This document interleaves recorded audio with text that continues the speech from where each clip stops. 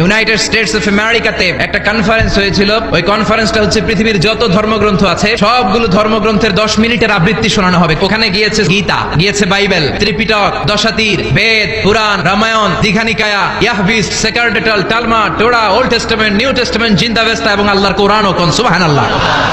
এই কনফারেন্সের উদ্দেশ্য হচ্ছে এইটা চেক করা কোন বইয়ের আবৃত্তিটা বেশি সুন্দর লাগে। সব ধর্মের শায়েকরা, গুরুরা, ধর্মনানকরা আর ফাদাররা আর কারীরা বসেছে। বিচারকের সামনে একটা গ্রিন বাটন, একটা রেড বাটন। প্রথমে ডাকা হয়েছে শ্রীমত ভগবত গীতা। 10 মিনিট পড়েছে, পড়ার পরে বিচারক রেড বাটনে প্রেস করেছে, সময় শেষ, নেমে গিয়েছে। সব ধর্ম গ্রন্থের আবৃত্তি এবং তেলাওয়াতের পরে সর্বশেষে মুসলমানদের ধর্মগ্রন্থ কোরআন আবৃত্তি করার জন্য ডাকা হয়েছে। এসেছে মিশরের কারি আব্দুল বাসিত ইবনে আব্দুস সামাদ। উনি দাড়ি রাখেন না, ক্লিন শেভ, পাতলা একটা চাদর আর জুব্বা পরে চলে এসেছে মাইকের সামনে। এসে আউযু বিল্লাহি মিনাশ শাইতানির রাজিম বলে টান দিয়েছে। উনি সূরা ফাতিহা পড়তে সময় নিয়ে নিয়েছে 13 মিনিট। শ্রীমত ভগবত গীতাওয়ালারা হাততালি দেয়, সময় শেষ, কোরআন গেছে। কিন্তু কি আজীব তামাশা, বিচারক তো লাল বাতি চাপে না। আব্দুল বাসিত কয় এই তো সুযোগ, বিচারক যেহেতু লাল বাতি চাপে না, আমি আরেকটা সূরা ধরি। উনি কোরআনের সবচেয়ে সুন্দর সূরা সূরা আর রহমান তেলাওয়াত শুরু করলেন। উনি উনার গলায় আল্লাহ যত সুর দিয়েছিলেন সব সুর, দরদ, আদর ঢেলে দিয়ে সুরের ঝংকার তুলে পুরো কনফারেন্সকে মাতিয়ে দিলেন। 20 মিনিট, 25 মিনিট, 30 মিনিট হয়ে যায়, লাল বাতি চাপে না।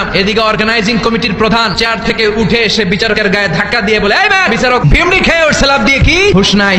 না পেরে বিচারক দাঁড়িয়ে বলে, ও আব্দুল বাসিত ইবনে আব্দুস সামাদ, আজকের এই প্রতিযোগিতায় তোর জন্য তেলাওয়াতের কোনো সময় নাই, তোর যত মনে চায় তুই পড়ে যা।